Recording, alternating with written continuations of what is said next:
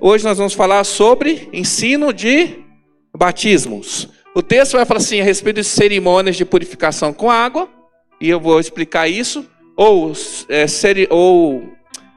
ensino de batismos ou doutrina de batismos. O que é uma doutrina? Algo que é estabelecido para a gente seguir, tá bom?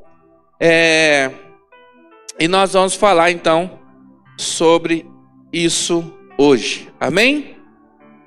Pai, no nome de Jesus o Senhor, consagramos esse tempo ao Senhor, abre o nosso entendimento, tira toda a contaminação e, Senhor, damos liberdade para que o Teu Espírito Santo venha e estabeleça os fundamentos da Tua palavra, Senhor, no nosso entendimento, e que sejamos nessa noite fortalecidos, animados e renovados, ó Senhor.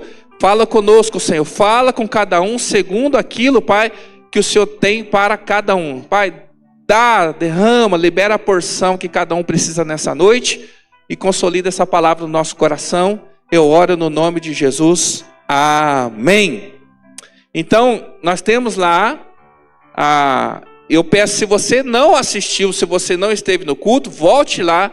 E são 3 cultos que nós tivemos. Um sobre maturidade, e explicando sobre os fundamentos, ou um sobre arrependimento de obras mortas, o outro sobre fé em Deus. Então, hoje é uma continuidade dessas mensagens, tá bom? Então, quando fala lá em Hebreus sobre essa cerimônia de purificação com água, isso não é estranho, isso era comum, irmãos, não só na época da igreja, dos apóstolos, de Jesus, mas muito antes disso, no Antigo Testamento, não só para os judeus, de muitas culturas, eles tinham muito definida essa ideia, essa cerimônia. Cada religião fazia de um jeito diferente ou parecido, que representavam um ritual de purificação.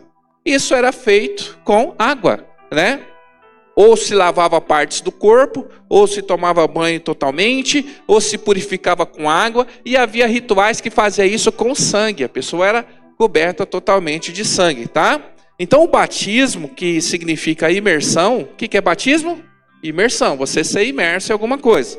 Então era algo já comum e conhecido dos judeus, tá? Era uma prática já conhecida que muitas pessoas faziam. E olha só, vamos ler, e eu tenho um desafio, porque tem bastante conteúdo. Depois esse material vai ser convertido em estudo, que nós vamos usar com frequência na igreja para quem chega. Mas eu oriento, escreva, irmão, anote, né? Ou depois volte na live lá e se você tem interesse sobre essas referências. Até posso te compartilhar o esboço da pregação. Mas quando a gente escreve, irmão, a gente aprende mais, tá bom? Êxodo 19...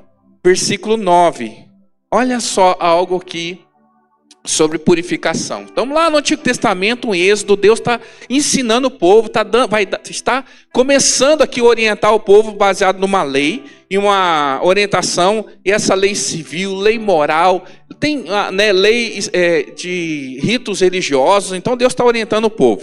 E essa é uma das orientações que Deus vai dar ali ao povo, ensinando para Moisés. O Senhor disse, nós vamos ler até o 12. O Senhor disse a Moisés: virei uma densa nuvem, a fim de que o povo, ouvindo-me falar com você, passe a confiar sempre em você. Então Moisés relatou ao Senhor o que o povo lhe dissera. Então Deus fala para Moisés: olha, eu vou vir com uma nuvem e vou falar com você, todo mundo vai ver. E quando todo mundo vê que eu falei com você, e eles vão dar crédito a você, assim, realmente Moisés está ouvindo Deus. O Senhor disse a Moisés: vá ao povo e o quê? Consagre-o hoje e amanhã. Eles deverão lavar as suas. Deus está ensinando Moisés, eu vou chegar. Como é que Deus vai se manifestar? Em forma de nuvem. Então imagina o povo acampado ali, vindo aquela nuvem, né? Com raios e trovões, aquela história toda. E Deus está vindo. E para que o povo pudesse estar preparado, eles tinham que se consagrar. E como que deveria ser essa consagração? Lavando as suas vestes. E estar prontos no 3º dia. Porque nesse dia o Senhor descerá sobre o Monte Sinai, à vista de todo o povo. Versículo 12. Estabeleça limites ao povo ao redor do monte e diga-lhes: tenham cuidado de não subir ao monte, de não tocar na sua base. Quem tocar no monte certamente será. Irmão, é poder ou não é poder? Imagina um monte. Deus fala para Moisés: você sobe, mas o povo fica ao redor, mas ninguém pode nem encostar na base do monte, senão vai ser fulminado, porque a minha glória é poderosa. Mas ele fala, para que, mesmo que o povo não subisse, eles, por 2 dias, eles deveriam se consagrar, tomar banho e lavar suas vestes. Então a purificação aqui tem relação a ter um encontro com Deus. A você estar diante da presença de Deus, precisa estar o quê? Santificado e puro. Deus ele já vai ensinar isso para o povo. Então, através da água, é um preparativo para se encontrar com Deus. Amém? E olha só, 1 Coríntios 10. Quando Deus liberta o povo da escravidão do Egito, eles eram escravos, aí então Deus vai lá, tem toda a história das pragas, né? Moisés é usado ali e tal. Então eles saem. 1 Coríntios 10, versículo 1 e 2. Olha o que Paulo vai falar. Não quero, irmãos, que ignore o fato de que todos os nossos antepassados estiveram sob a nuvem e todos passaram pelo mar. Está falando da travessia. Em Moisés, todos eles foram batizados na nuvem e no... Paulo está dizendo que quando o povo sai do Egito e atravessa o Mar Vermelho, e diz que eles foram batizados na nuvem e no mar, dizendo que eles foram purificados e estavam sendo preparados para viver algo novo que Deus tinha para a vida deles. E aqui começa a representação do batismo. O que representa o batismo para nós? Nós descemos o velho homem e renascemos o novo homem. O batismo nas águas para nós representa um recomeço, uma consagração, um início para algo novo que Deus tem para nossas vidas, amém?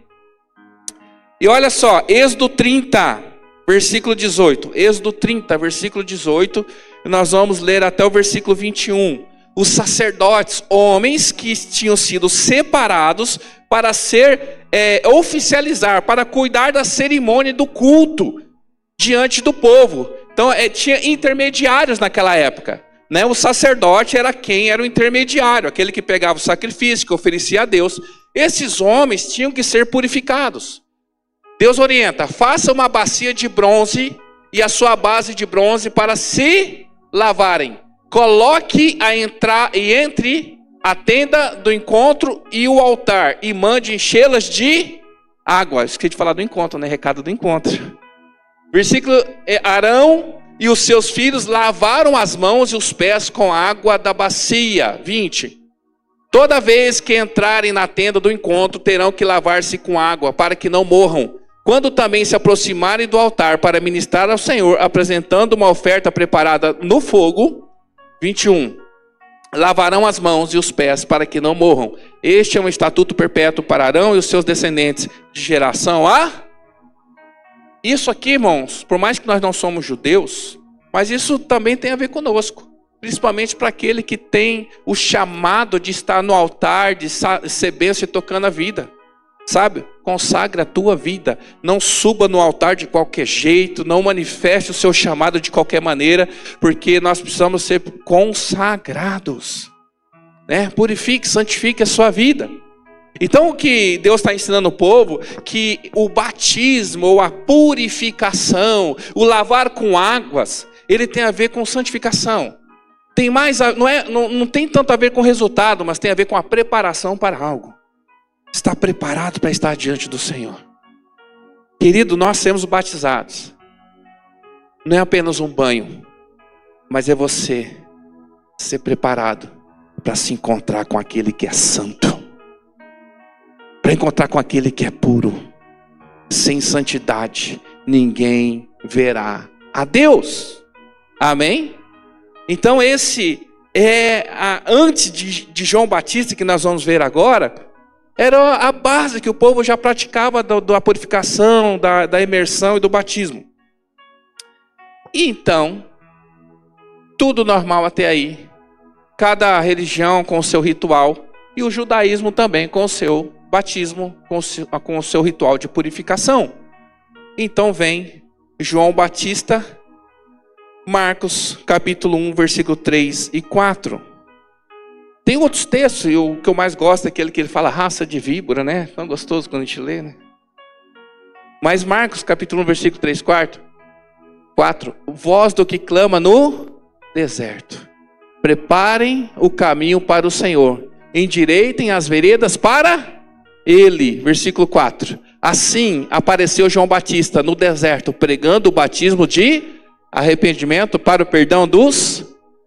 Olha só que maravilhoso. Isaías vai profetizar isso.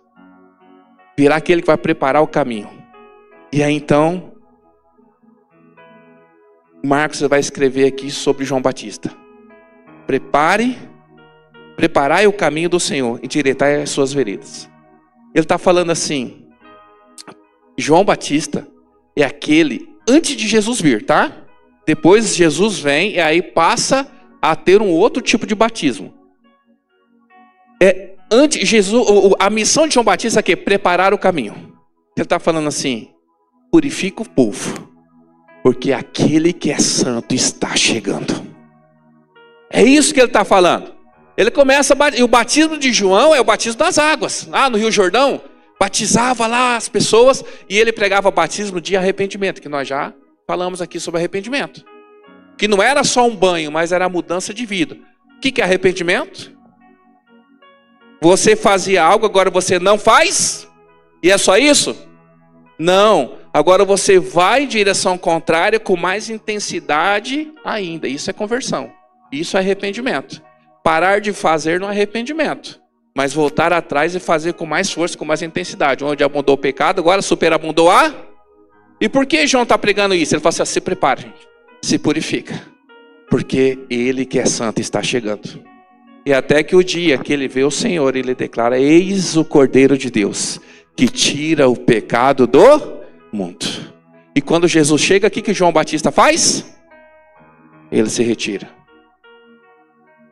A ponto dos discípulos de João Batista ficarem confusos. E chegaram e perguntaram para João, falaram assim, João, mas você diz que é ele, então a gente deve seguir a quem? E vão perguntar para Jesus também, né, nós devemos seguir a quem? E Jesus só fala, observem os sinais.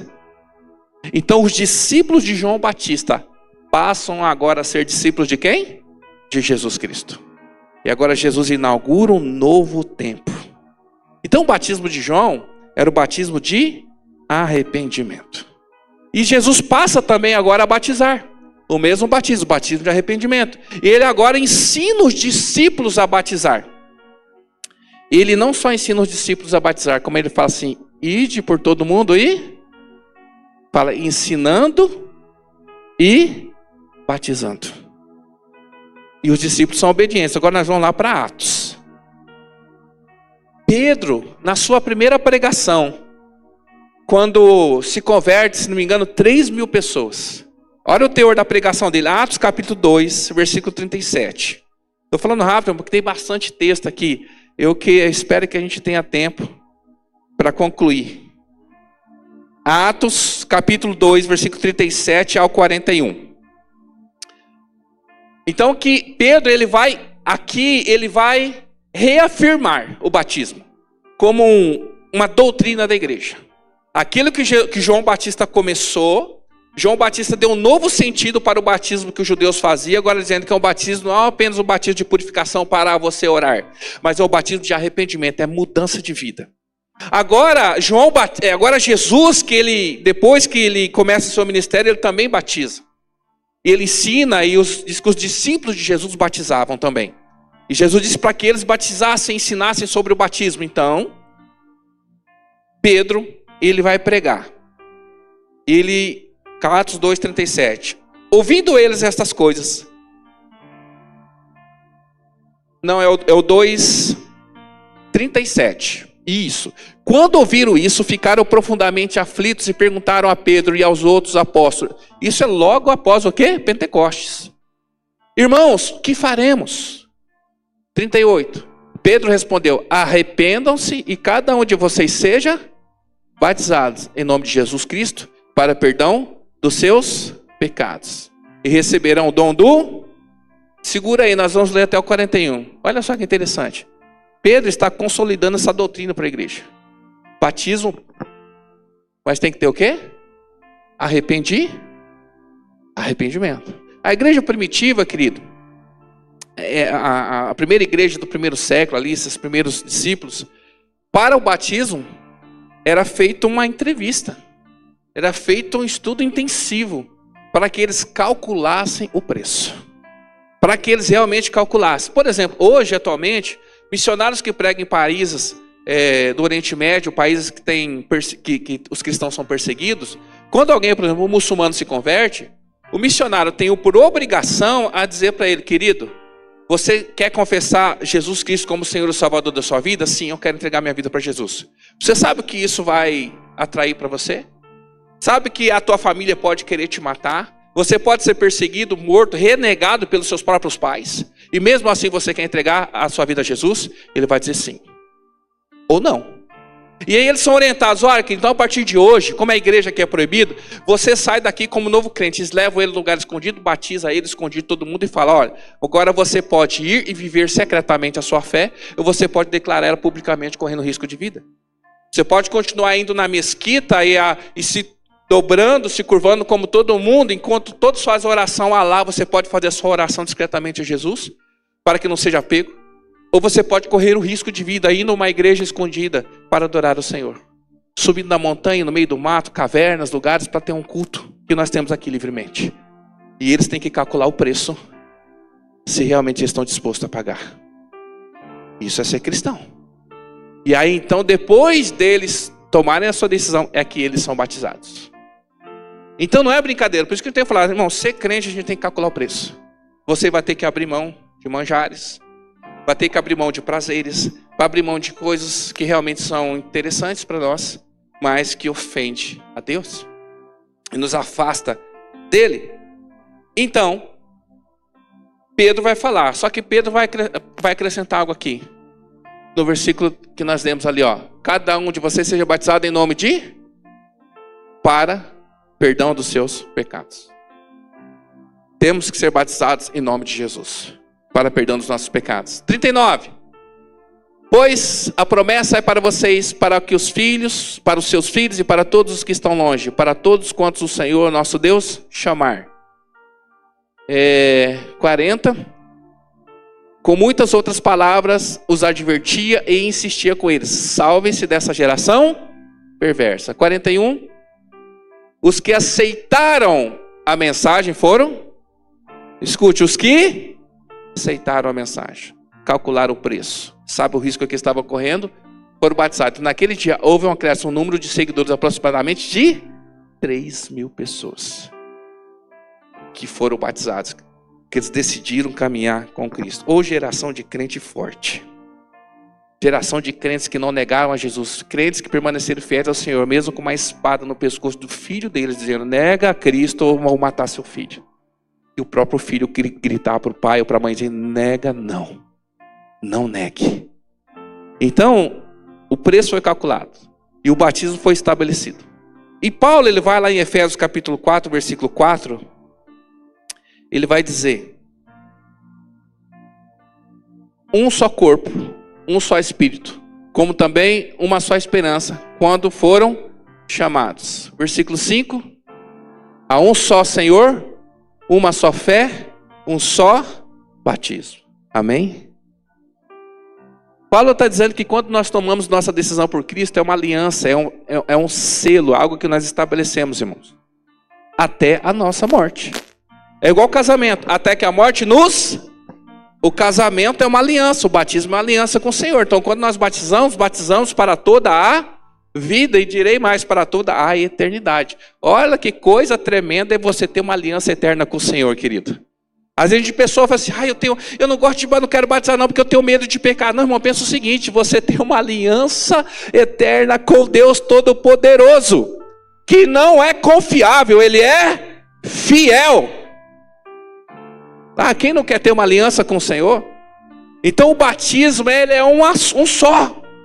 Por isso que às vezes a pessoa ela foi batizada quando ele tinha 15 anos lá, e aí ela desviou, ela foi, aprontou, de repente volta para os caminhos do Senhor, e vem, pastor, me batiza de novo. Eu falei assim: não, é um só batismo. Reconcilia com o Senhor. Seja perdoado, seja restaurado, mas você já tem uma aliança. Só que você quebrou a sua aliança com Deus, mas Deus nunca quebrou a aliança dele com você. Amém? Então, o que isso significa de ter um só batismo, querido, que não tem espaço para outro compromisso senão com o Senhor Jesus. Você tem uma aliança com o Senhor. A aliança é morte.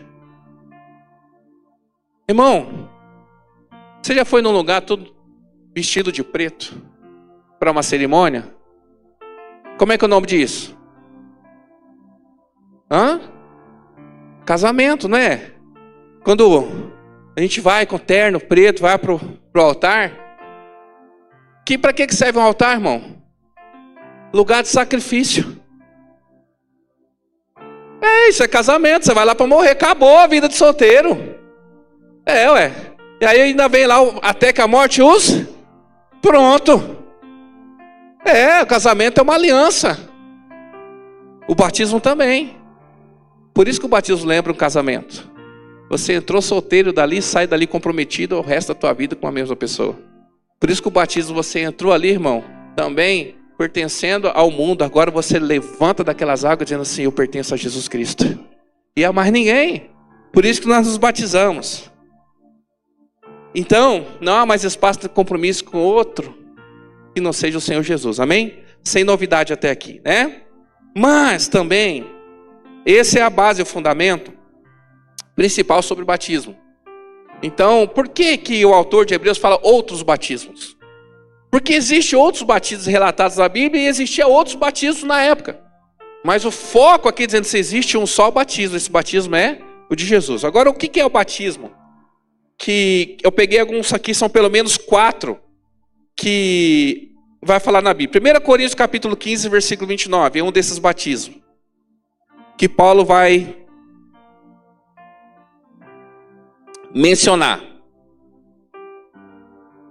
Irmão, Paulo não está incentivando esse tipo de batismo. Ele está repreendendo, está dizendo justamente para não fazer. Olha só, se não há ressurreição, o que farão aqueles que se batizam por causa dos mortos? Se absolutamente os mortos não ressuscitam, por que se batizam por causa deles? Paulo está falando para pessoas, judeus ou não judeus, que não acreditavam na ressurreição. Mas eles tinham um ritual de batismo pelos mortos.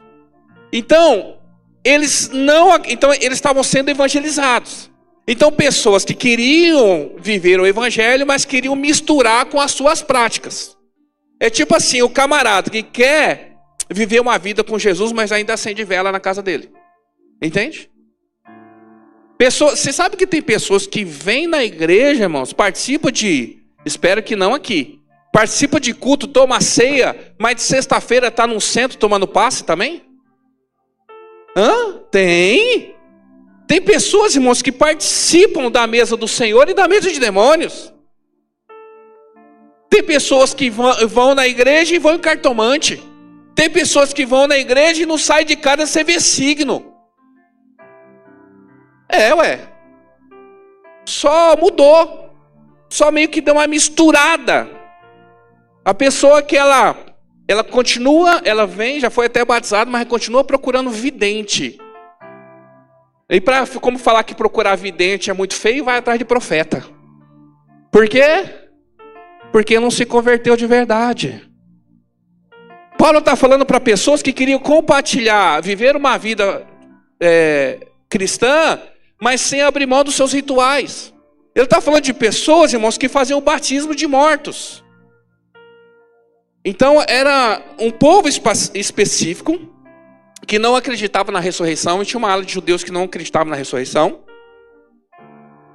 Tanto que tem toda aquela dinâmica lá, por que Jesus ressuscitou depois do 3º dia? Por que Jesus esperou Lázaro, né, ficar ali tanto tempo? Porque tinha uma ala do judaísmo que acreditava que até por 2 dias a pessoa poderia estar como morta, mas o espírito dela vagando, mas depois ela voltava para o corpo e voltava à vida normal. Porque tinha relatos, existe relatos, já viu relatos de pessoas que as pessoas achavam que estava morta e no necrotério acordou? Tem um nome científico para esse tipo de... experiência de quase morte. Então eles entendiam essas coisas como não está morto. Então por isso que Jesus ele ressuscitou no terceiro dia. Por que que ele esperou Lázaro feder, irmão? Depois de 4 dias, para provar para eles que sim, o Senhor ele ressuscita mortos. Mas aqui eles não acreditavam na ressurreição. Então Paulo vai confrontar. Se vocês não acreditam na ressurreição, por que batiza pelos mortos? Por que vai querer? Porque eles queriam batizar pelos mortos. Vou te dar um exemplo. Há algumas interpretações do texto que diz assim, eles batizavam por causa dos mortos, que eu acho que não é o que ele quis dizer, é tipo assim, por consideração a alguém que já morreu, sabe? Tinha minha avózinha que falava de Jesus para mim, aí minha avózinha morreu, hoje eu estou aqui numa situação, eu lembrei da palavra da minha avó, filho, vai para a igreja, se converte, e aí ouvindo essa mensagem da minha avó que já morreu, falei, eu vou, não. Você acredita que é esse que Paulo está falando? Eu acredito que não é por causa dos mortos, motivado porque alguém que está morto um dia falou alguma coisa para mim. A outra possibilidade, que era um batismo em lugar dos mortos. Porque pessoas que tinham morrido, mas não tinham ouvido o evangelho. E aí a pessoa conheceu o evangelho e falou assim, rapaz, meu pai morreu e não ouviu o evangelho, e agora como é que faz? Agora eu vou batizar pelo meu pai, para que o meu pai seja... Você acha que alguém faz isso hoje? Os mormons fazem isso hoje. Os mormons têm um ritual chamado, que eu não sei o nome aí, se alguém disser, mas é o batismo pelos mortos. Eles têm uma cerimônia, que eles fazem um batismo por aqueles que já morreu, para justificar aqueles que morreram sem conhecer o evangelho. É sobre esse tipo de coisa que Paulo está falando. Para não se batizar no lugar dos mortos. E tem também uma outra possibilidade. Não se batizar em função dos mortos. Por exemplo, rezar por quem já morreu. Sabe? Na expectativa de que essa pessoa, por conta do meu sacrifício, daquilo que eu estou fazendo, essa pessoa em algum lugar, ela seja beneficiada. E o anjo dá uma ajudinha, passa rapidinho. Por exemplo, um pensamento de purgatório que a igreja católica tem. O que é o purgatório? Você já ouviu falar? A igreja católica acredita no purgatório. A pessoa, ela morreu, ela não era boa, ela era mais ou menos. Quase, sabe? Tipo 5,5. Ela passou por 5,5. Aí você fala, pô, professor, bem pontinho só. Passa eu. E aí a pessoa fica nesse purgatório, que é um lugar, não é aqui nem lá. Mas com a oração, acender de velas e a intercessão das pessoas, essa pessoa vai ser favorecida e pode então ser salva. Tá? De uma maneira muito simplória e pobre, essa é a ideia do purgatório que o catolicismo acredita, ok? E Paulo, justamente, ele vai falar sobre isso. Nós, irmão, o batismo diz respeito à minha vida e aos meus atos, amém? A minha escolha. O pai não batiza pelo filho, não o filho pelo pai. Cada um tem que tomar a sua decisão. Então, esse é um tipo de coisa, irmão, que nós podemos ser instrumento de Deus na vida de pessoas para que essas pessoas possam conhecer Jesus através da minha vida. Mas eu não posso e nem você pode salvar ninguém. Amém? Então, é um tipo de batismo que é mencionado aqui. Por isso que eu falei há possibilidades, porque não fica muito claro. Existe um outro batismo em Marcos, no capítulo 10. Existem 2 referências, mas eu vou ler só uma. Versículo 37 e 38. Batismo do sofrimento. Batismo do sofrimento. Pastor, mas você não falou que é um só batismo? Sim, um só batismo. Aquele em Jesus, aquele nas águas. Esses outros batismos são experiências, não são rituais, não é doutrina para a gente praticar. Eles responderam, permita-nos que na tua glória nos sentem uma à tua direita e a outra à tua esquerda. 38. E aí Jesus vai falar assim, vocês não sabem o que estão pedindo. Acaso podem beber o cálice que eu bebo? Ou ser batizado com o batismo com que sou batizado? E outro texto ele vai falar sobre eu aguardo passar por um batismo que eu não gostaria. Qual batismo que ele está falando aqui? Sofrimento, da crucificação.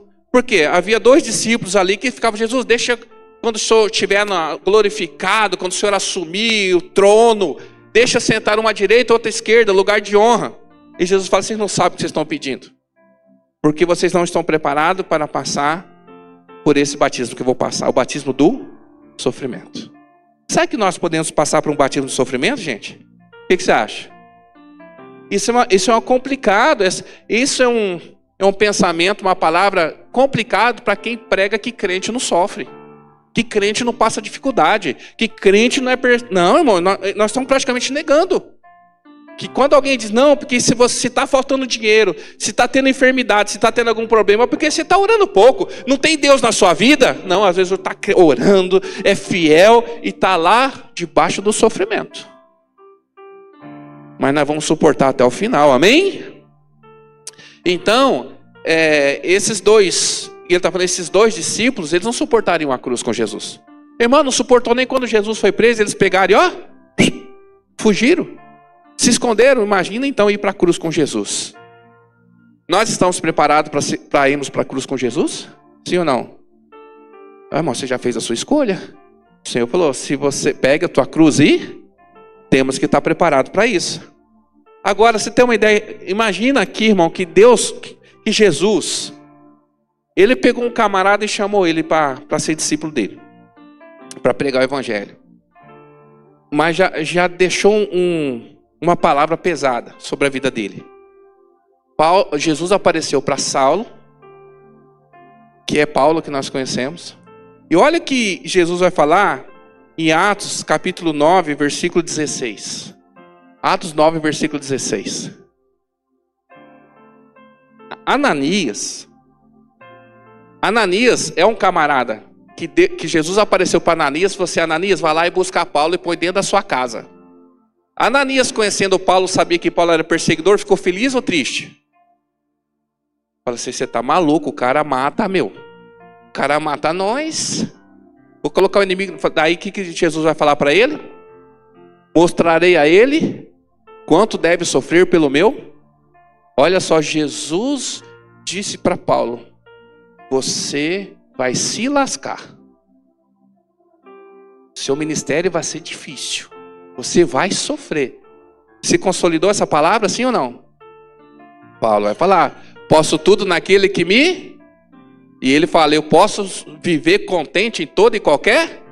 Porque já passei por isso, por aquilo outro, por aquilo. Então Paulo foi experimentado, não tem nada que pudesse tirar ele da graça, porque ele já tinha sido provado em todas as coisas. E às vezes eu acho que Satanás fica procurando na gente alguma brecha em alguma coisa que a gente não foi tentado ainda para provar a gente, para ver se a gente aguenta o tranco. Por que você pensa isso? Porque ele ficou observando a vida de Jó e falou assim, é bonzinho demais. Se eu apertar aqui, eu quero ver se ele aguenta. Se eu apertar aqui, eu quero ver. E ele chegou diante de Deus. Deus, também do jeito que ele é rico, os filhos tudo bonito, tudo certinho, corintiano. Pô, o cara, como assim? Só alegria. Aí Deus fala assim, então vai, toca. Porque Deus sabia que a fé de Jó não estava nada daquilo que ele tinha. Mas ele era fiel a Deus, amém? Então, esse é o batismo do sofrimento. Agora, sofrer por Cristo é bom ou ruim?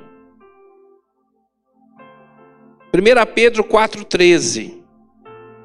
1 Pedro 4,13.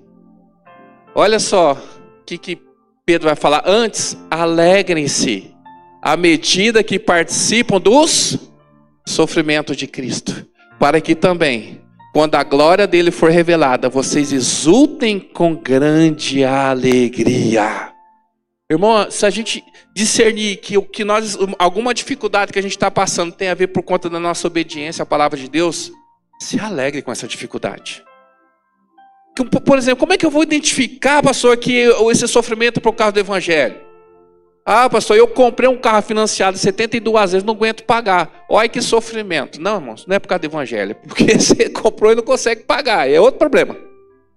Agora, quando alguém, como por exemplo, aqueles jovens lá que falam assim, ou você se prostra diante da imagem do...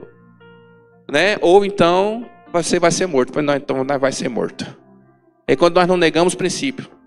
É quando o namorado chega assim, ou você vai para a cama comigo, ou então nós terminamos o namoro, porque eu não vou esperar até o casamento. Então nós terminamos agora. Porque eu tenho um compromisso com Jesus Cristo. E eu não me vendo por nada. Amém? Quando alguém fala assim, cara, aqui é o seguinte. Se você não mentir, se você não passar a perna dos outros, cara, você nunca vai prosperar nesse lugar. Pois morro pobre. Ou Deus me honra, ou eu suportarei os sofrimentos por ser fiel a Ele. Ó, irmão, ou você abre mão da sua santidade, ou você não vai ser feliz. Ou você negocia algumas coisinhas aí, ou então, irmão, não vai dar jogo. Então, irmão, então eu abro mão de todos os prazeres desse mundo, mas serei fiel a Deus. Isso é um batismo no sofrimento. É passar por algo que a gente não gostaria, mas o fim disso será glorioso, amém? Então esse é um outro tipo de batismo, você ser imerso numa dificuldade por amor a Cristo, tá?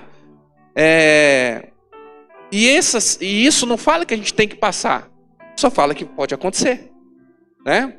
E se acontecer, se alegre no Senhor, amém? E os últimos dois batismos, que eu acredito que são os mais falados e polêmicos aqui sobre isso, quais são que a Bíblia vai falar? Além do batismo de João, além do batismo dos mortos, além do batismo do sofrimento, o que ele vai falar também? Batismo no Espírito Santo. E qual que é o outro? Então vamos falar com o batismo do Espírito Santo primeiro. Eu quero dizer que há uma diferença na Bíblia da manifestação do Espírito Santo no Antigo e no Novo Testamento. Você concorda comigo? Que a maneira como que é relatado na Bíblia no Antigo Testamento que ele se manifestava é diferente do Novo. No Antigo Testamento ele dava dons também. Dava dons aos homens. Dons de mexer com madeira, né? Lembra os artífices? Como é que é o nome dele? O primeiro... Esqueci o nome. Artífice lá. Bezalel. Isso aí, obrigado. Então Deus deu dom para ele. Deus deu sabedoria para alguém no Antigo Testamento? Quem? Salomão. Deus deu riqueza para alguém? Salomão. São dons que em Coríntios Paulo vai falar que são dons. Tem dons de sabedoria, de riqueza, né? São dons que, só que no Novo Testamento, a maneira como isso acontecia era diferente. Deus dá a força? Deu para sanção. Como? Que é o Espírito que vinha sobre o homem. Então ele vinha, mas não habitava. Agora no Novo Testamento, na Nova Aliança, o Espírito veio para habitar. Amém? Glória a Deus por isso. E no Antigo Testamento, o Espírito Santo ele vinha sobre alguns. Agora no Novo Testamento, o Senhor fala que esse Espírito pode vir sobre qualquer um. Homens, mulheres, jovens. Pode ser cheio do Espírito Santo. Amém? João capítulo 14, versículo 16. João 14, 16. Palavra de Jesus. E eu pedirei ao Pai, e Ele dará a vocês outro conselheiro, para que esteja com vocês para sempre. Versículo 17. O Espírito da verdade, o mundo não pode recebê-lo, porque não o vê, nem o conhece. Vocês, porém, o conhecem, pois Ele vive com vocês e estará em vocês. Olha, quem que está falando isso? Quem que está dizendo? Jesus. Agora, ele vai falar, o mundo não pode recebê-lo. Quando ele fala o mundo não pode recebê-lo, quem que é o mundo? O que você está falando quando ele fala quem é o mundo? Aqueles que não reconhecem Jesus como Senhor, amém? Aqueles que não reconhecem quem é Jesus. Então, o mundo não pode recebê-lo, porém não o vê, porque não o vê nem o conhece. As pessoas que não reconheceram Jesus, que não conhecem o Evangelho, eles não sabem nada do Espírito Santo. O máximo que eles podem identificar é a voz da consciência e achar que é o Espírito Santo. E muitas vezes eles podem ser enganados por outras vozes de demônios que vão e influenciam eles e orientam eles. A pessoa vai num lugar e lá diz alguém que um antepassado, um parente que já morreu, está querendo dizer alguma coisa para ele, orientar ele sobre alguma coisa. Ou sobre um lugar que a pessoa vai e lá vem um espírito e fala, faz isso, aquilo outro. Tem tudo isso, mas não tem Espírito Santo. Jesus está dizendo, o mundo não sabe quem é. Irmão, o Espírito Santo é uma exclusividade da igreja de Jesus Cristo. Eles até podem ter ouvido falar, mas nunca ouviram, nunca experimentaram. mas vocês, aleluia, mas vocês, mas nós o conhecem. Só que ele está falando para quem aqui? Para os discípulos. Presta atenção. Pois ele vive com... Quem são os discípulos? O Espírito Santo já tinha vindo em Pentecostes? O Espírito Santo vive com... Mas ele estava nos discípulos? Não. Ele vive com, mas não está em. Desde quando o Espírito Santo vive na terra? Desde a criação. Lembra de Gênesis? E o Espírito de Deus pairava sobre as águas. Ele sempre esteve aqui. Ele vinha sob Sansão, movimentava ali, movia, fazia um negócio, soprava. O mar se abria. Oh, que tremendo. Ele estava lá. Só que não estava em. E aí Jesus fala assim: ei, ele está aqui. Mas vai chegar uma hora e ele vai estar aí. Será que esses discípulos eles eram convertidos, sim ou não? Esses discípulos eram convertidos, sim ou não? Mas eles não tinham o Espírito Santo ainda. Concorda comigo? Então, na antiga aliança, as pessoas recebiam o Espírito. Na nova aliança, o Espírito ia habitar. Atos capítulo 1, versículo 4. Aí Jesus 4 e 5 nós vamos ler. Certa ocasião, enquanto comia com eles, deu-lhes esta ordem. Jesus já tinha ressuscitado. Jesus estava ressuscitado com eles. Não saiam de Jerusalém, mas esperem pela promessa do meu Pai, do qual falei a... Jesus já tinha falado isso. Pois João batizou com água, mas vocês serão batizados com o Espírito Santo dentro de poucos dias. Ah, irmão, você está maluco. Cara, imagina você ter dentro de você o mesmo Espírito, irmão, que deu a força para Sansão. O mesmo Espírito que abriu o Mar Vermelho, o mesmo Espírito que falou com Moisés, que era uma experiência que se tinha.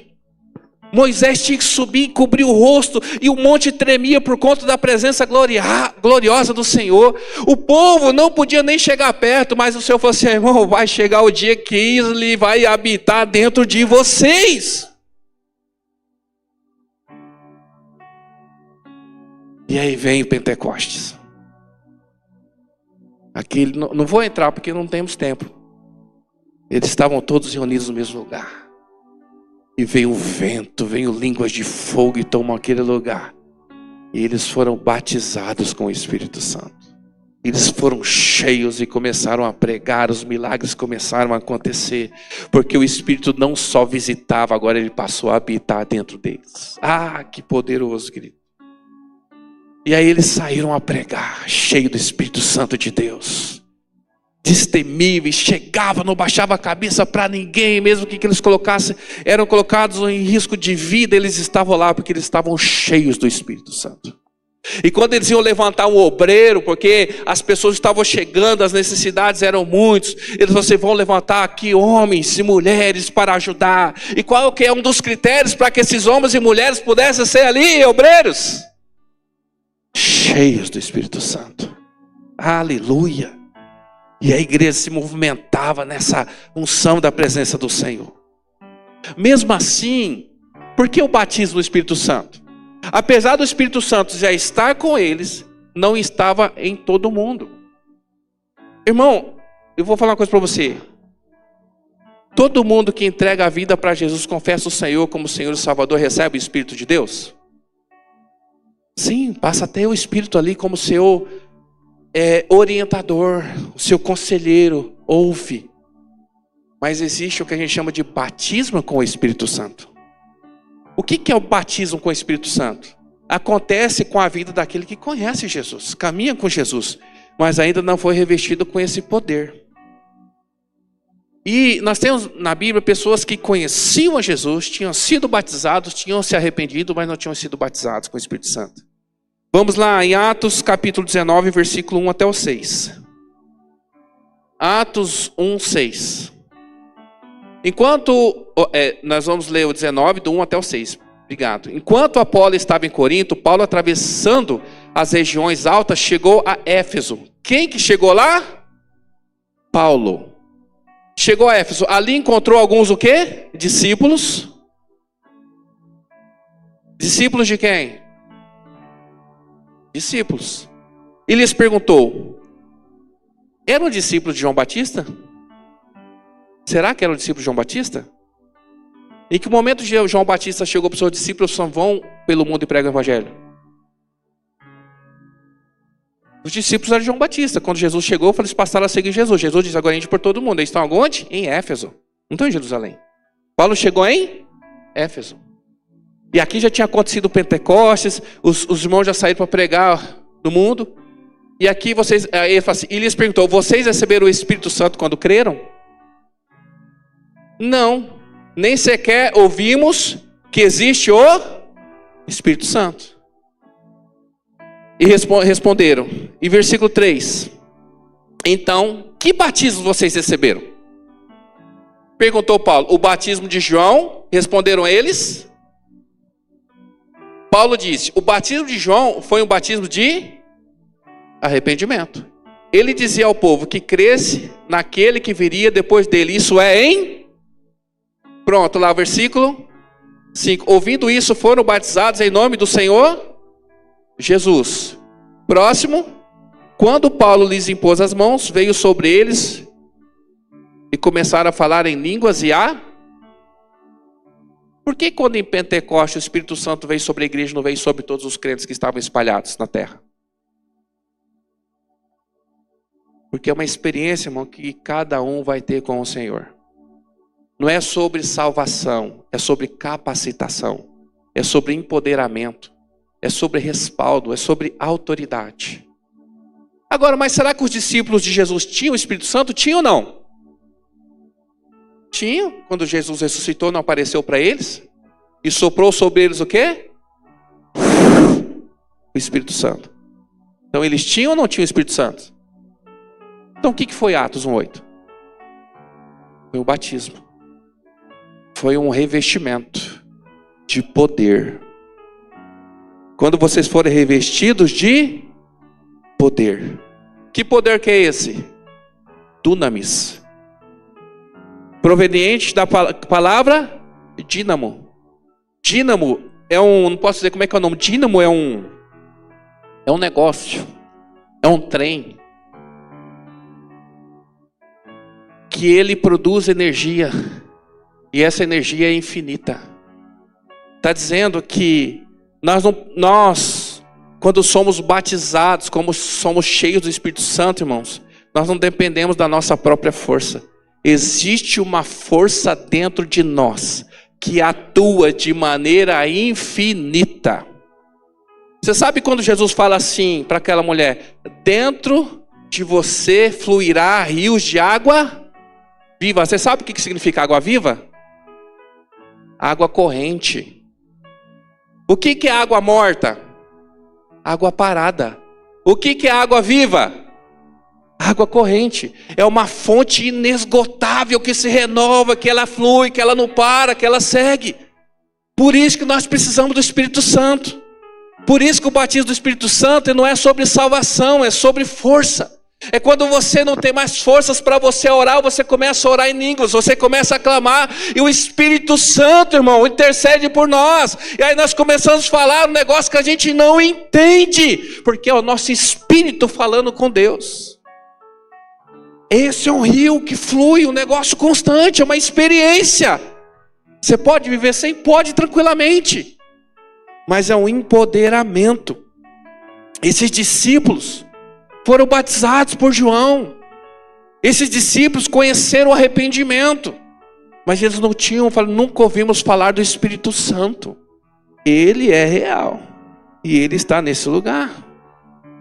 Então o batismo, de uma maneira simples também aqui, não é sobre salvação. Os discípulos tinham encontrado Jesus, reconheceram Jesus como Salvador. Jesus soprou o Espírito sobre eles, mas agora eles foram capacitados. Irmão, se você for olhar o antes e o depois de Pentecostes, eram uns discípulos medrosos para uns discípulos intrépidos. Uns discípulos que estavam escondidos para uns discípulos que estavam no meio do povo. que sobe e começa a pregar para se 3 mil se converterem. Imagina quantas pessoas não tinham ouvido a eles naquele dia. Ousadia. A ponto do cara chegar em alguém e falar assim: ô, me dá uma moedinha, rapaz, não tenho prata nem ouro, mas o que eu tenho eu te dou. Levanta e anda. De Paulo chegar nos lugares e colocava a mão sobre eles, o cara caiu. E eles foram batizados. Porque a gente usa o termo batismo? Porque eles foram imersos no Espírito Santo. E eles começaram a profetizar e falar em línguas. Eles receberam dons pela visitação do Espírito Santo. Olha que coisa tremenda. E isso está disponível para a igreja hoje. Deus, ele pode descer sobre a tua vida e te dar discernimento, te dar força, te dar dom, para você ser uma bênção, para você ser poderoso nas mãos do Senhor. Olha que coisa tremenda. Alguém que se coloca em risco pregar o evangelho, alguém que larga tudo para pregar o evangelho, viver a vontade de Deus. Você acha que isso é feito na força do homem? Não. É porque você sente um poder que te impulsiona a fazer coisas, irmãos, que naturalmente você não faz. Você já tomou decisões na sua vida que você saiu dali e você fala assim: rapaz, só pela misericórdia mesmo, eu acho que eu perdi o juízo. Mas assim foi. E o último, nossa, eu queria continuar a falar, só vou pular para o outro. Batismo com fogo, aleluia! Aqui que está a grande discussão. O que é batismo com fogo? É batismo de condenação ou batismo de poder? Tudo bem se você pensa que é um ou outro, não tem problema. Mateus capítulo 3, versículo 10, João Batista. Para quem que João está pregando aqui? Para quem que será que João está falando aqui? Quem que é o público de João? A gente tem que entender, irmão, para quem que está falando, quem que está falando. Eram os fariseus, eram homens da lei. Esses homens eles eram conhecedores da palavra? Sim. Eles tinham o Espírito Santo? Eles conheciam Jesus? Eram homens da lei, mas eram ímpios, incrédulos. E aí João Batista está pregando para eles e dizendo: o machado está posto à raiz das árvores. Toda árvore que não der bom fruto será cortada e lançada no... Versículo 11. Eu os batizo com água para arrependimento, mas depois de mim vem aquele que é mais poderoso do que eu, de quem não sou digno de lavar as sandálias. Ele os batizará com o Espírito Santo e com fogo. Vamos para o 12, depois a gente volta. Ele traz a pá na mão, limpará a sua eira e ajuntará o trigo no seu celeiro, mas queimará a palha com fogo que nunca se apaga. O teor da conversa aqui, esse fogo, batismo com fogo, parece que é um fogo bom ou um fogo ruim? Pesado esse fogo ainda, não? João Batista está pregando, irmãos, para pessoas que resistem a essa mensagem. E dizendo: ó, o máximo que eu posso fazer por vocês é batizar vocês na água. O máximo que eu posso fazer é te oferecer arrependimento e vocês recusarem. Eu não posso fazer mais nada. Mas vai chegar aquele que tanto pode salvar, mas como também tem poder para condenar. É aquele que vem trazer salvação, mas ele também vem para trazer condenação. João Batista está dizendo: vocês escolhem. Ou vocês são batizados na água, ou um dia serão imersos no fogo. Esse batismo é para salvação ou para condenação? Batismo de fogo que João Batista está falando é batismo de condenação. Agora vai lá para Atos capítulo 1, versículo 5. Jesus, ele está falando para os discípulos. Não tem ímpio aqui, é só os discípulos. Ele vai usar a mesma fala de João, dizendo: pois João batizou com, mas vocês serão batizados com o Espírito Santo dentro de poucos. Ele não falou que eles seriam batizados com água e com... Qual é o batismo para os discípulos? Do Espírito Santo. Entende? João Batista está falando para os ímpios.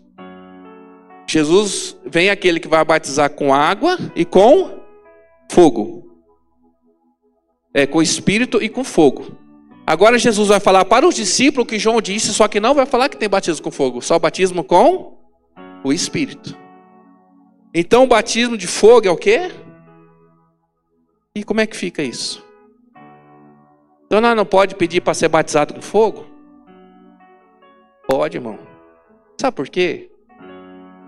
O Espírito Santo, uma das maneiras como ele se manifesta é fogo. O fogo tem vários significados. Em Atos 2, ele veio como? Atos 1, né? 1:8, não é isso? Como que ele veio? Qual é a vista que eles tinham? Fogo. Por que havia como uma língua de fogo sobre a cabeça deles? O fogo serve para quê? Purificar. Olha só. Ué, por que quando Jesus foi batizado, quem veio sobre ele? Espírito? Veio como fogo? Veio como? Por que quando Jesus recebe o Espírito Santo, vem em forma de pombo? Mas quando os discípulos recebem o Espírito, vem em forma de fogo. Você já parou para pensar por quê? Porque o pombo, querido, é o símbolo do animal mais puro e ingênuo. É ou não é? Então, quando o Espírito Santo veio sobre Jesus em forma de pombo, dizendo que ele era puro, ele não tinha pecado, ele era santo. Mas quando o Espírito Santo vem na vida dos homens com fogo, irmão, dizendo que é o fogo que nos purifica, que nos santifica, que nos aperfeiçoa. Por que eu preciso do Espírito Santo? Porque Ele é que me purifica, Ele que me renova, Ele que me limpa, Ele que me... Amém? Você entende? Paulo vai falar em 1 Tessalonicenses capítulo 5, versículo 19, coloca lá. Ele vai dizer para a igreja assim: não apaguem o Espírito. O que a gente consegue apagar? A luz? Ele é fogo. Então não apagar o Espírito tem relação a quando a nossa vida espiritual, nosso relacionamento com Ele é fraco e está aquela centelhazinha, aquele foguinho que está, sabe, qualquer vento, qualquer brisa apaga. Ele está falando, não, deixe apagar o fogo do Espírito dentro de você. Que ele esteja vivo, e isso arremete lá ao tempo do tabernáculo, onde que o fogo não poderia se apagar. Fogo, irmão, tem a ver com santificação. Isaías, quando conheceu o Senhor, quando ele viu o trono de Deus, ele diante da santidade de Deus, ele viu ele em cima, sentado sobre brasas vivas. E aí ele percebeu que ele era impuro, que ele era pecador. Aí veio aquele anjo lá e trouxe o que? Uma tenaz com uma brasa viva e colocou na sua boca. E ele foi purificado com fogo. Aleluia. E sabe por que eu digo, irmãos, que o Espírito Santo, a gente pode dizer, Senhor, sim, deixa queimar. Você acha que quando a gente fala assim, deixa queimar, aí Jesus está falando assim, olha lá, está pedindo para condenação, pega o fogo, vai, mata ele, pá! Será que eu não conheço teu coração, não? E sabe que você quer mais da presença dele? Que você quer sentir, que você quer ser purificado. Ser cheio da presença, irmão, de Deus, do Espírito Santo, não serve só para a gente quicar, rodar e cair, não. É que quando você sozinho não tem forças para caminhar, sozinho você não tem força para lutar contra as tentações, você fala, Senhor, vem, Senhor, e me purifica, Senhor. Queima, Senhor, elimina tudo aquilo, Senhor, que me atrapalha de ver e de chegar perto do Senhor. Me enche com a tua presença, Senhor, me faça queimar. Sabe aquela coisa de Jeremias, né, que a pastora pregou? Sabe, tem um fogo que arde dentro de mim, que não me deixa parar. E quando você está desistindo, quando você está desanimado, nada dá certo, de repente o Espírito Santo começa a queimar. Você quer fugir da presença, você não quer mais, você quer desistir, mas ele... E você fala, não tem como fugir disso, cara. Então, o batismo que João está pregando é batismo de condenação. Existe o batismo para a salvação, que é o do Espírito Santo. Mas ele está falando para aqueles fariseus: se vocês rejeitarem, vai vir aquele que vai condenar, que vai pegar e vai limpar a eira, vai jogar no fogo. E é isso. Aquele que rejeitar Cristo, aquele que não permanecer no Senhor, será lançado fora e vai ser queimado. Que aquele que não der fruto, aquele galho seco que não produz, vai ser queimado. Mas, irmãos, quando a gente fala batismo com fogo, é aquilo lá. E eu entendo, assim, igual a pessoa fala assim: pastor, eu vou dizimar. Tá bom, irmão. Não existe a palavra. O que é a palavra dizimar, irmão? Guilherme chega e fala: pastor, amanhã eu vou dizimar. Pra quê, irmão? Como assim? Você vai dizimar o quê? Você vai acabar com quem? Vai o quê? Não. Dizimar, irmão, é o que é? É acabar com alguma coisa. O que a gente faz? A gente devolve Nós não dizimamos, não, mas tudo bem, você vai falar que vai dizimar. Deus conhece teu coração. O cara chega e fala: vou na igreja hoje, vou dizimar. Eu falei: misericórdia, irmão, Diago, deixa entrar não. Aí Deus vai descer, porque Deus não conhece teu coração, não, irmão? Porque você falou que você vai dizimar? Agora, será que quando alguém chega diante do Senhor e fala: Senhor, me batiza com fogo, Deus está falando assim: olha lá, ele pediu, toma, queima, sem vergonha. Não, ele está vendo sede no teu coração pela presença dele. Falou: Senhor, me imerge na tua presença, no fogo do teu Espírito, Senhor. Senhor, me enche, me completa, eu quero sair daqui full. É isso. E os caras matam e morrem, que batismo de fogo, vai se converter, rapaz. Como é que eu posso julgar o coração de alguém que está buscando a presença de Deus? Se ele fala batismo, se ele fala cheio, se ele fala, eu não estou nem aí. É o Espírito Santo que vê a sede que tem no coração dele. Porque o ser humano por si só, querido, não consegue se santificar. E quando eu vejo, irmão, busca por mais fogo, por mais presença, eu entendo que a intensidade pelo qual eu busco, me relaciono com o Espírito Santo, facilita o direcionamento. Olha só, João. Melhor, olha aqui. 2 Coríntios 7:1. Deus fala sobre buscar, sobre intensidade, mais e mais. Paulo vai falar sobre sermos aperfeiçoados, sobre buscarmos mais, cada dia ser melhor. Olha que Paulo vai falar: amados, uma vez que temos essas promessas, purifiquemo-nos de tudo que contamina o corpo e o espírito, aperfeiçoando a santidade no temor do Senhor. Paulo está dizendo assim: gente, quanto mais os dias se aproximam, as promessas se aproximam, busca mais, seja mais intenso, seja mais cheio, se embriaga, seja pleno na presença de Deus. Por quê? Porque purifiquemo-nos de tudo que contamina o corpo e o espírito, aperfeiçoando a santidade no temor do Senhor. Eu acho que quanto mais perto do Senhor, querido, mais santificados nós somos. Não é verdade? Quanto mais nós temos experiência. Às vezes você vem aqui, você sente a presença, querido, e você vai, amanhã você está pecando tudo de novo. Mas quanto mais você vai tendo experiência, quanto mais você vai vendo, quanto mais o espiritual vai se manifestando, quanto mais as coisas vão acontecendo, isso vai te fortalecendo. E João, Evangelho de João capítulo 16, versículo 7, olha o que Jesus fala. 7, 8. Contudo, Jesus está dizendo: afirma que é para o bem de vocês que eu vou. Se eu não for, o conselheiro não virá para vocês. Mas se eu for, eu o enviarei. Jesus está falando: se eu não for, o Espírito Santo não pode vir habitar em vocês. Versículo 8. Quando ele vier,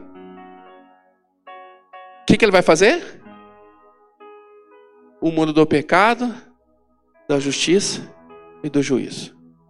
Tem coisa que pela nossa consciência e o nosso intelecto a gente não converte, a gente não muda. Mas você quer uma transformação? Tem uma experiência poderosa com Deus. Tem uma experiência transformadora com Deus. É quando você está num dia difícil, que você está questionando a tua fé, questionando a coisa, qualquer coisa na sua vida. Chega alguém que não te conhece, aponta o dedo na tua cara e fala assim: assim diz o Senhor. Gera ou não gera um temor sobre você? Como é que ele sabia? Quantos aqui, antes de sair de casa, em algum momento, para ir a um culto, para ir a um lugar, falou assim: Senhor, fala comigo isso, confirma isso, fala aquilo. E aí você não compartilha com ninguém, mas o Espírito Santo fala assim: é hoje que eu pego ele. E aí ele vai acionar um outro servo que está sensível e fala assim: ei, vai lá. Fala: eu tenho problema demais. Vai. E a pessoa vai lá e fala. E aquilo no seu coração confirma. Porque o Espírito Santo que convence o homem do quê? Imagina o apóstolo Paulo, irmão, cheio de razão. A luz brilha, Jesus fala com ele, o homem se converte ali. Ele fala: que é isso que está acontecendo? Jesus fala: por que me persegues? Aí a partir dali ele vai e ele é ensinado. Tem coisa, querido, que só somos transformados na medida com que nossa intensidade na presença do Espírito Santo aumenta. Por isso que pessoas que são muito racionais e pouco espirituais, não entendem isso como uma ofensa. Elas são mais coração duro. Porque elas são racionais e ali às vezes pode ter um bloqueio, pode ter um trauma, pode ter um preconceito, pode ter uma influência e ela está bem com aquilo lá. Mas é o Senhor que vem quebrar nossas pernas, irmão. Para mostrar coisas, irmãos, que às vezes, como Paulo fala: meu amigo, ouvi coisas lá indescritíveis, coisas que eu não sei descrever, indizíveis, porque são coisas espirituais. E quanto mais a gente busca a presença e se enche do Espírito Santo, mais discernimento do Espírito nós temos e passamos a discernir as coisas espirituais. E tem coisas espirituais que eu vou falar uma coisa para você. A gente só pode acessar elas se a gente tiver um nível de maturidade alto. Porque se a gente não tiver condição de assimilar certas verdades espirituais, o cara endoida. Sabia disso? Que a pessoa enlouquece. É igual aquela coisa: Senhor, abre meus olhos espirituais, deixa eu ver. Você está preparado? Você está preparado para Deus abrir seus olhos espirituais? Para ver coisa boa e coisa ruim? E coisa que talvez você não vai entender? Talvez não está, irmão. E tem pessoas que entram num livro de insanidade terrível porque não sabem assimilar a realidade daquilo que é o mundo físico e do mundo espiritual, ou como outros dizem, metafísico. Doideira, né? Mas o que eu quero dizer é que quando falamos de fogo do Espírito, não estamos pedindo por condenação, mas sim sobre uma porção maior da presença do Senhor. É ou não é verdade? Eu concordo, irmãos.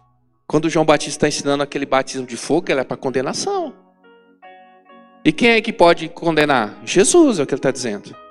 Mas quando nós estamos aqui adorando e falando: Senhor, quero mais fogo, Senhor, vem, me batiza com fogo, me imerge. Não, a gente está pedindo aquilo que João diz que Jesus ia fazer com aqueles que não acreditavam. A gente está falando: Senhor, eu quero mais, uma porção maior da sua presença. Olha só, o Espírito Santo ele vem para mostrar o caminho, né? O que no escuro a gente usa para mostrar o caminho? A luz. Então olha só, eu vou dar um exemplo para você sobre o Espírito Santo de Deus, que quanto maior a intensidade, diferente é a manifestação do Espírito Santo na nossa vida. Presta atenção. Uma chama, ela ilumina no escuro? Sim ou não? Então quando eu tenho uma centelha da presença do Espírito Santo na minha vida, eu sou guiado pelo Espírito? Sim. Uma chama, uma vela, irmão, no meio do breu da escuridão, ilumina ou não ilumina? Então uma vida que outra hora vivia nas trevas, agora recebeu o Espírito Santo de Deus, tem ou não tem direção do Espírito? Sim. Agora, se você aumenta a intensidade desse fogo, ele deixa de ser uma chama e se torna uma fogueira, o que acontece? A fogueira aquece ou não aquece? Uma chama aquece? Ela ilumina. Uma fogueira aquece. Então, numa intensidade maior na presença do Espírito, irmãos, além de sermos iluminados, nós somos aquecidos. Nós somos confortados. Nós somos renovados, amém? Agora, se você botar mais fogo nessa fogueira, ela deixa de ser uma fogueira e se torna uma fornalha. O que acontece dentro de uma fornalha? O que acontece se você pegar um metal e colocar na fornalha? Ele vai ser purificado. O ourives coloca o ouro contaminado na fornalha, ele é o quê? Purificado. Então imagina, a presença do Espírito Santo na vida de qualquer cristão traz aquilo que Jesus disse que traria, ilumina. Aumentou a intensidade, você é consolado, confortado e aquecido. Aumentou a intensidade, você é transformado pela presença. Quanto mais do Senhor, mais você fica constrangido pela presença, pela santidade, pelo poder, por aquilo que Ele está fazendo na tua vida, pela revelação, pelo livramento, por aquilo que o Senhor está fazendo, e você é o quê? Transformado. Transforma. Eu até usei errado aqui, eu coloquei a fornalha, ela transforma porque ele transforma, por exemplo, um trigo num pão. Muda a forma da pessoa. Agora a outra intensidade da fornalha é o maçarico. Esse é o do ourives. Que esse daí faz o quê? Realmente vai purificar. Então vamos lá, pega essa visão se tem sentido para você. Uma chama ilumina, uma fogueira aquece, uma fornalha transforma, o maçarico purifica. Mas um incêndio consome. O incêndio consome. O incêndio sem controle é devastador. Deus é fogo consumidor. Se Ele se manifestar como Ele realmente é, com toda a sua santidade, ninguém aqui consegue sobreviver. Seremos todos consumidos. Sabe qual é o batismo de fogo que João está dizendo? Quando Ele se manifestar como Ele realmente é, e vocês não tiverem resguardados, se vocês não tiverem sido transformados, se vocês não tiverem um corpo glorificado, que é capaz de suportar a glória da sua presença, vocês serão o quê? Exterminados. Pega a visão. Hoje nós temos uma centelha no nosso coração do Espírito, e o Senhor fala, não deixe que essa chama se apague. Por que eu preciso dessa chama? Porque Ele é aquele que me orienta. Jesus disse que Ele me ia dizer para o que eu devo fazer. Na escuridão, você tem a presença do Espírito Santo, Ele te orienta. Se você aumentar a sua intensidade do seu relacionamento, vou repetir para você, Ele vai fazer o quê? Vira fogueira. Ele é o consolador. Ele te conforta. Ele te consola, Ele te aquece.